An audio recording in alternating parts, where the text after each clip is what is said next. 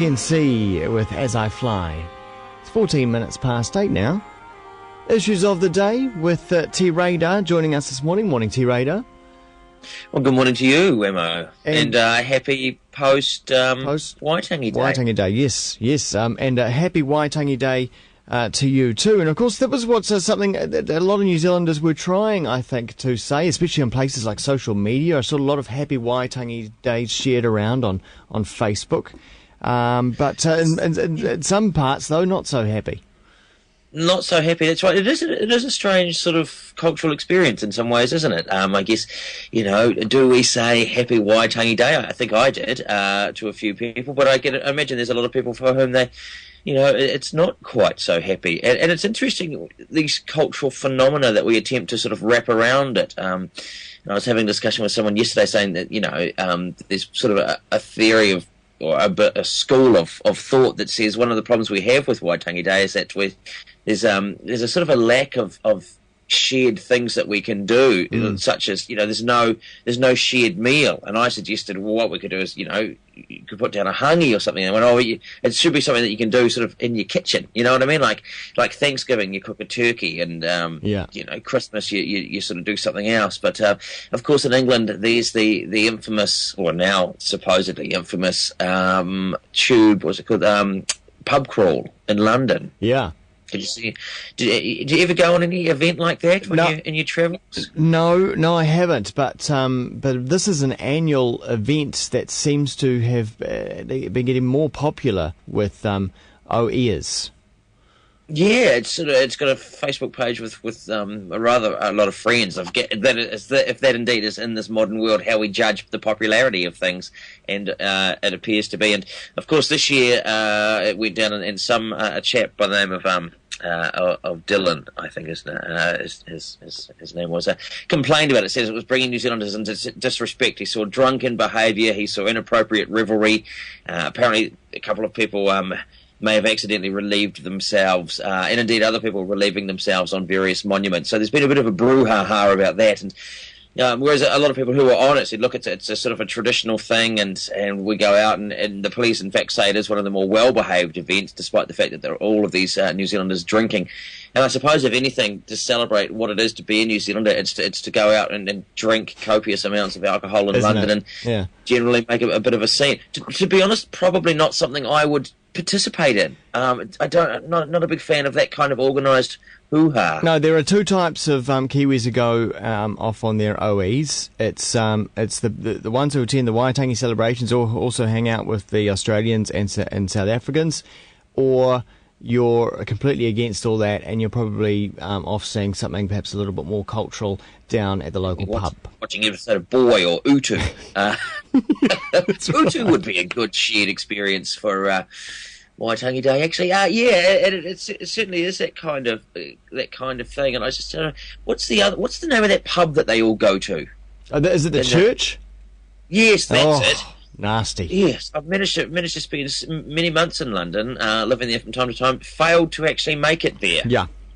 Well, you've obviously fallen into the other camp. One of the two. Well, camps. I must have done. Yeah. Does that make me a naysaying party pooper? It may make you. You're probably not a dumb right winger. Well, no.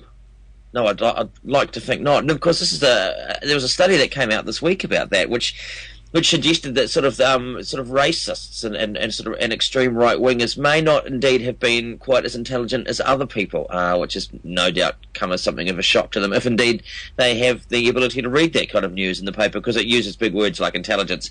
And this has been a cause of much joy and delight for the liberal left and various others, where they can say, look, science has proved that you aren't actually as bright as other people, so you shouldn't probably attempt to inflict your views on them.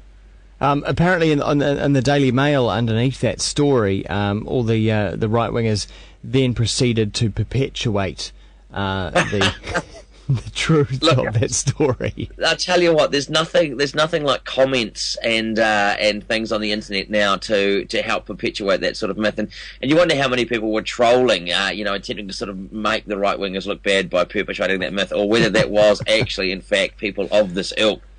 Yeah, it's this. I often sort of despair at the comments on blogs and in newspapers when you read them. You just think, well, the state of humanity. Here we are with the most incredible technological sort of device, in terms of communication and whatnot, of the entire era of human existence. And those comments that you see are the best that we can come up with. Yeah, apparently Put so. up a picture of a cat. Of course, lots of talk about this issue with periwipu bottle feeding and the banning of the ad. Ludicrous. Look, for anyone who doesn't know about this, periwipu, is it an ad? I think it was for Don't Smoke Around the Kids, was it? Yeah. See, already, whatever the ad was about has been overshadowed by this controversy and has somewhat sort of failed in its attempt to do whatever it was supposed to do to change our behaviour. But it has periwipu in it, and he was seen bottle feeding his baby, and the breast Nazis have come out and said, this is outrageous, how dare you perpetrate this continuation of this bottle feeding abomination. And you kind of think, well, here we are, here's a much respected sort of guy, he's feeding his baby, obviously in a nurturing and paternal way. We don't know that his lovely wife hasn't at some period in the immediate past expressed milk from her sort of mother udders in order for him to do such thing with a bottle. And so in many ways this sort of what could have been a very nice moment has been taken over by these people who say breast is best and there can be no alternative, which of course it's sort of last night, one of these breast Nazis, as you call them, was making a pretty compelling argument, saying that sure there might have been breast milk in that bottle, but when you see a bottle like that, it's not the first thing you think of. And she says that they're having this campaign to normalise breastfeeding, and it's apparently out there. I don't know. I'm not a father, so I'm not in this whole world. But apparently, it's not normal. Breastfeeding isn't normal. It's not normalised in society, and they're really just trying to turn it around. And every time an image like this comes up, it perpetuates, as we say, perpetuating stuff. Bottle feeding. I poo-poo that sentiment. Okay. Ludicrous. It's like saying I'm seeing someone smoking a marijuana cigarette. I think I'm going to go and start snorting pee. And yes, and that is, she does have a point in terms of the normality and the normalising of it. I see Facebook have removed any sort of images of people breastfeeding, I suppose because they're worried that people will go on there and use them for inappropriate purposes. I don't know. So yes, there is a real sort of normalising issue, and we need to get over that. But I think that stigmatising someone in a situation like this actually sort of backfires a little bit on them because people react against it. But yes, a conversation that needs to be had. But come on, really, is it really that bad? Maybe it might have been a nice moment for all those drop kicks out there who don't love their children enough to think, hey, if periwipu can feed his child, maybe I'll feed my child, and thus have a moment of bonding intimacy with him that I might not otherwise have had, as I am not the holder of the breasts. Yeah, indeed. Although maybe it was the holding of the breast that got me the child in the first place. I don't know.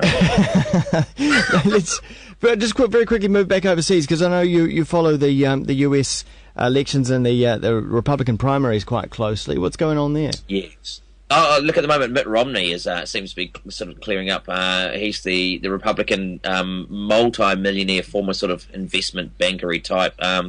He made a great sort of gaffe this week that people have leapt on, where he was sort of giving a speech and he had a phrase in there where he said, "I don't care about the very poor," which is not ideal to be taken and used. He basically was saying, what I'm concerned about is the middle class, and the very poor have a lot of welfare projects that can look after them, but just another sort of gap. But good old Newt Gingrich is going to fight on, and I think it'll be down to a bit of a two-horse race. But interesting to think that in a time when people such as the ilk of Mitt Romney, the investment bankers, and all of them have helped utterly destabilise the world's economy.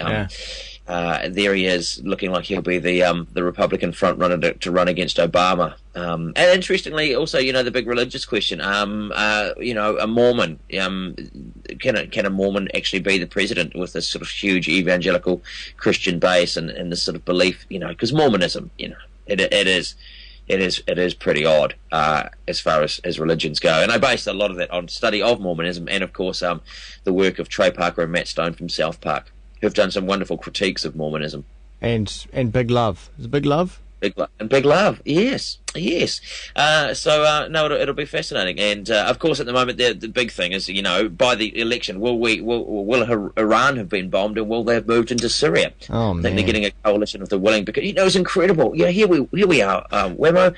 I spent the weekend doing a bit of gardening, building a box garden, other bits, little bits and pieces. We celebrated Waitangi Day, our supposed day of national unity. And then over there in Syria, people are being bombed and mortared to death by a tyrannical government who refuses to relinquish control. And you just think, sometimes I think on Waitangi Day we should all sit back and think just how lucky we actually are. Yeah. Yes, there's some grievances. Yes, there's some problems. We're sorting them out in the appropriate forums.